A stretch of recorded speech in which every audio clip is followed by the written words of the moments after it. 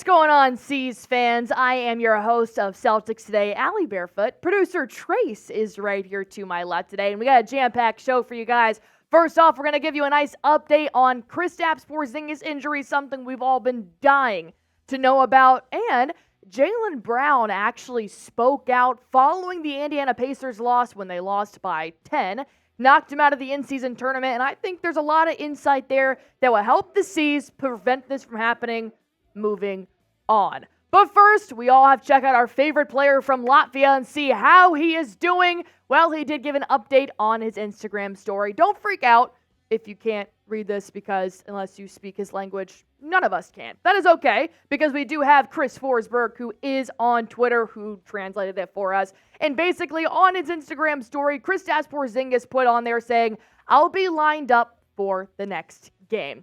Basically saying, look, I'm on the track to play against the New York Knicks on Friday, which is going to be a huge help for the Boston Celtics, and that was a big loss against the Pacers, an even bigger loss because KP wasn't on the floor. He's missed the past 3 or 4 games now, I believe, so we're going to be happy to have him back if he does play. But first things first, go ahead and hit that sub button for me because anything you need to know about injury updates, trade news, breaking news, you're going to find right here on Celtics Today, and it is the #1 source for all of your Boston Celtics information.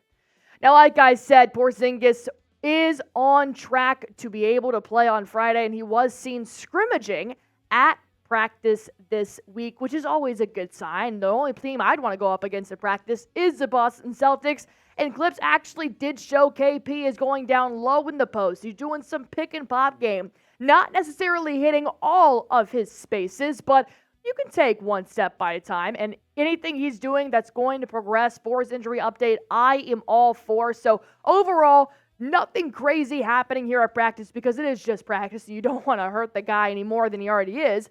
But any kind of participation is a win in my book. He told media after practice on Wednesday, he said, look, guys, calf is good. Got a good session and up and down, went through the full practice and feeling all right. I believe I will play on Friday. Once again, it is up to Joe Mazzulla whether or not KP will be in the starting lineup, but it'll be a huge help going up against Mitchell Robinson and Jalen Brunson and the whole New York Knicks. But could he be on a minutes restriction? Because you guys got to remember, we're now back in the regular season, no more in-season tournament games. So all eyes are on the NBA Finals, and you don't want to hurt KP any more than he's already been. But KP's not a huge fan of minutes restriction. He said, I'm not a big fan of minutes restriction. When I'm back, I want to be back and play full minutes. But we'll see. Of course, they have a plan, and we'll see what kind of feedback I get after today, and then go on from there. But let me tell you, I don't blame him for not wanting to be on minutes restriction. When you look at his stats this season, he's a key player in the Celtics offense and defense. He really helps out Tatum around the rim. 6.7 rebounds per game, nearly a 20-point shooter. He's got 55% from the field, which is astounding. His three-point percentage could always be better, but hey, he's 7'3". What do you want from him?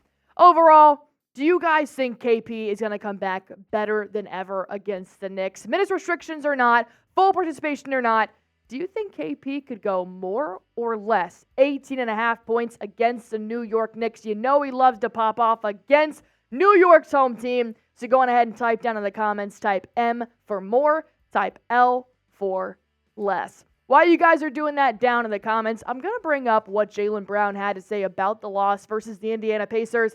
But first, you guys got to hear about PrizePicks. I just asked you if you guys want to take more or less on KP stats, but you guys can actually put this in on PrizePicks and see if you can win yourself some real money. Of course, the C's don't play tonight, so I went on ahead and took these 2 other PrizePicks for the NBA regular season. I've got Joel Embiid having more than 11.5 rebounds, and then I did a nice combo pick, having Jimmy Butler and Pascal Siakam, 46.5 points. I took the more. If you guys are wondering how to play, all you got to do is pick between 2 to 6 players, pick more or less on their projected stats, and you can win up 25 times your money on any entry. Go to prizepicks.com/CLNS. Use promo code CLNS for a first-time deposit match up to $100 and watch yourself win some real money in real time.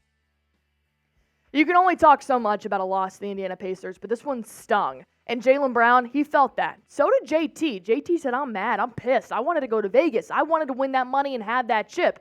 Well, ultimately, JB was frustrated as well, and he broke down what really happened. He said, we had a bad night taking care of the ball. Yeah, JB, we saw that, honey. They put a lot of pressure on us and couldn't get organized, and we had some turnovers, bad shots that turned into transition points for the Pacers.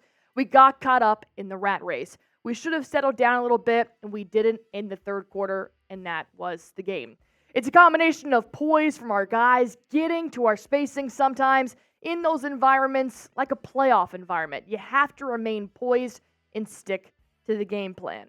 That third quarter was brutal. I don't know what Joe Mazzulla said to the Celtics at halftime, and they had the lead going into the half, but it wasn't beneficial. Tyrese Haliburton was not playing his best game in the first half. He came back and dropped buckets. They outscored the Celtics 37-23 in the third half. It was nasty. And when I'm talking about Tyrese Haliburton, this kid is him. He is legit. 19 points against the C's in the second half. 7 for 10 from the field, 11 assists and 0 turnovers. This kid is a fucking maniac, dude. And that's sometimes just what happens. Right now, it's better to lose now than later. But overall, whether or not Haliburton is going to heat up, you have to be able to make those adjustments. I know the Pacers run an 11-point run, and Joe Mazzulla had yet to call a timeout, and that can hurt your team. So I know players are going to be great players, but it can also be contributed to lack of coaching, miscues, misinformation, and like JB said, they just didn't take care of the ball. So this is the good part, is that there are things that they've addressed they can work on moving forward. But what's super interesting to me is that most of the guys, if not all of them, on the Boston Celtics and Pacers have played in an NBA Finals game. So why would you not be ready for that kind of environment? I mean, this is the NBA in-season tournament. No, it's not the Larry O'Brien trophy, but come on. You want to still have those accolades. So if this is how they're going to play in the finals, then they're not ready. But the good news is that it's only December. Crap, I thought it was November. And the finals are until May and June. So overall, it's better to lose now than later. But I swear, if they don't have a chip on their shoulder, then this is not the C's we all know and love. They need to look at that loss and say, we need to fix this, and work on that all the way up until playoff times. This was just a sneak peek. And I'll tell you what, I'm not losing to the Pacers in the playoffs. That's a stamp. But it all starts Friday. The regular season does start back up. They do play the Knicks at home in Boston. The Knicks did lose to the Milwaukee Bucks a lot worse than the Celtics lost to the Pacers. So they're going to be pretty hungry for a win on Friday night, but so is Boston. Go on ahead and subscribe to the channel. While you guys are at it, put KP down in the chat below, because if KP is going to play on Friday night, we want to show him as much love as we possibly can as he enters the starting lineup. Go on ahead and put KP down below. While you guys are at it, hit that sub button for me. Like I said, you're not going to find any of this information anywhere else. We put up to 4 to 5 videos every single week. We go live for games, and we just want to make sure you're the most up to date with all Boston Celtics information.